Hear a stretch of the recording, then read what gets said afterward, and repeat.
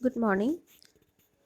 In today's class, we will study about fast Fourier transform or FFT and decimation in time or DIT. Okay, so we have already studied about DFT, right? It actually deals with finite amount of data.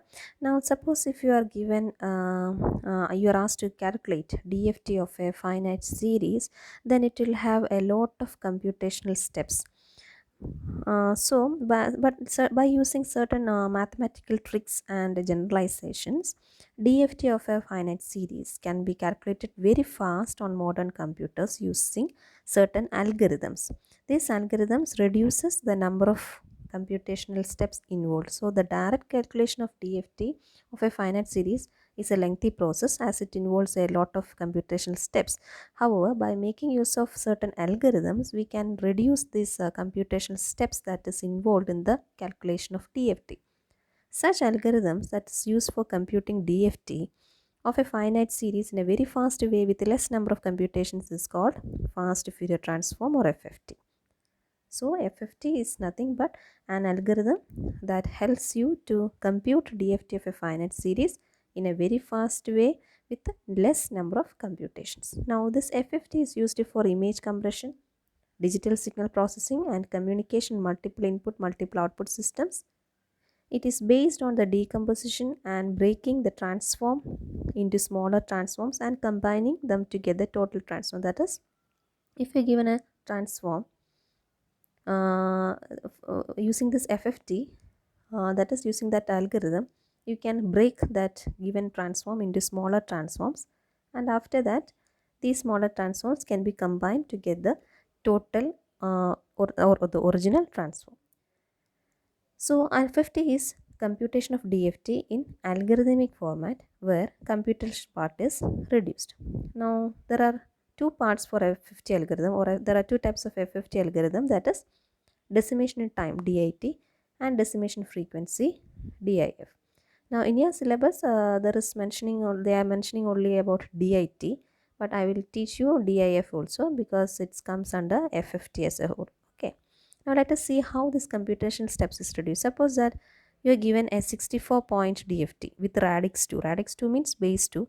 64 point means the length of the DFT, that is n is 64. Okay. Now if you are using direct computation, then the formula will be n square, which is 64 square, that gives 4096. Now if you are using FFT, the formula becomes n by 2 logarithm to the base 2n, which will be 192. So the number of computations on using FFT has reduced from 4096 to 192, and the speed improvement factor, the speed has also, the computation speed has improved a lot, which is about 21 times. Okay. Now here you can come across a word named decimation. Let us see what decimation is. Decimation is also called as downsampling. It is a process of resampling in a multi-rate DSP system. Suppose that you are performing decimation on a sequence of samples of a given signal, then this decimation will produce an approximation or average of the sequence that you have considered. And this will be similar to the one obtained by sampling a signal at lower rate. That is, if you are performing decimation on a signal, then that process will give you an approximation or average of the signal. Usually decimation factor is an integer or rational fraction greater than 1. It multiplies the sampling interval or divides the sampling rate. It will be clear with this example. If you have a CD audio with a sampling rate of 44,100 samples per second, then if you are applying decimation or a decimation factor of 5 by 4, then the sampling rate reduces to 44,100 into 4 by 5, which is 35,280 samples per second. So number of samples have been reduced. This is how decimation helps in computation. A system component that performs decimation is called a decimator. Decimation in simple words means decomposition into decimal parts. Now let us see how this FFT algorithm is developed. Before going to decimation in time algorithm and decimation in frequency algorithm, we will learn the basis behind the development of a FFT algorithm with radix 2. So the first sentence we already told, that this FFT reduces the computational steps involved in DFT. Suppose that you have a discrete time signal x of n with a sampling period t, Then DFT, as we already studied in earlier classes, is given by x of k equal to summation from n equal to 0 to n minus 1 x of n w raised to nk, where k ranging from 0 to n minus 1. Here capital N is a sequence length or frame length, and w, it is called Twiddle constant or Twiddle factor. It represents the phase and it is a function of the length n. This Twiddle factor is given by w equal to e raised to minus j 2 pi by n, where n is the length of this signal. Now this Twiddle factor or W has got a property, that is periodicity and symmetry. These are the properties, and by making use of this property of Twiddle factor, FFT makes the computational steps easy.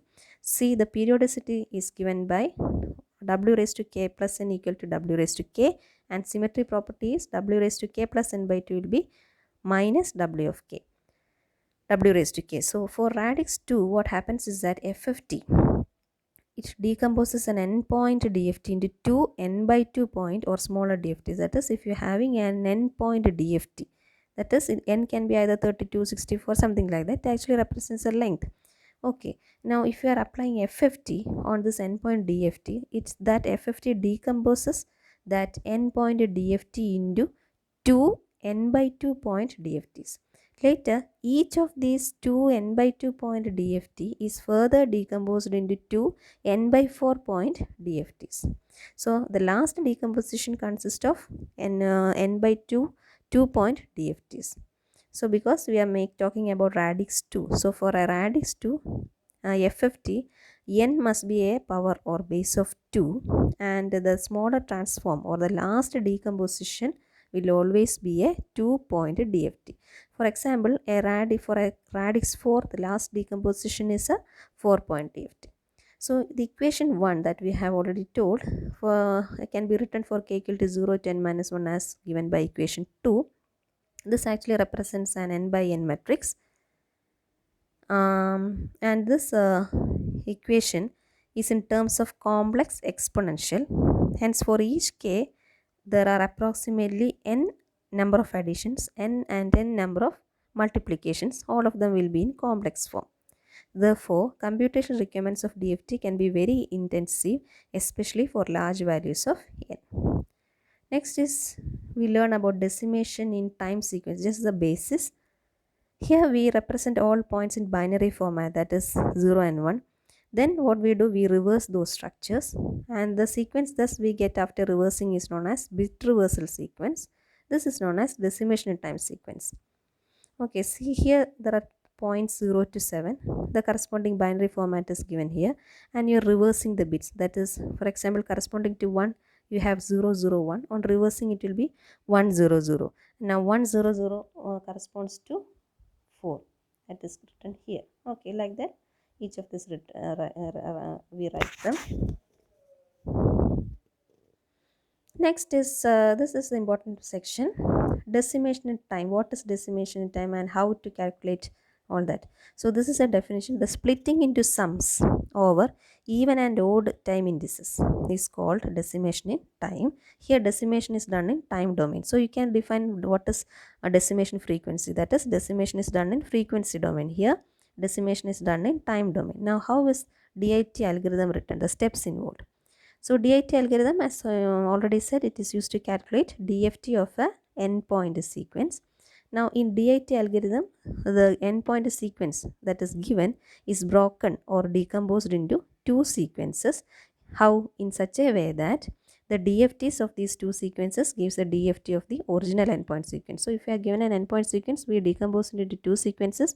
How? In such a way that on combining you will get the original or the given endpoint sequence. Now how it is divided? That is, initially the given endpoint sequence is divided into n by 2 point sequences, namely xen and x0n, which can have even and odd numbers respectively. Xe of n stands for even and x0 of n stands for odd. Okay.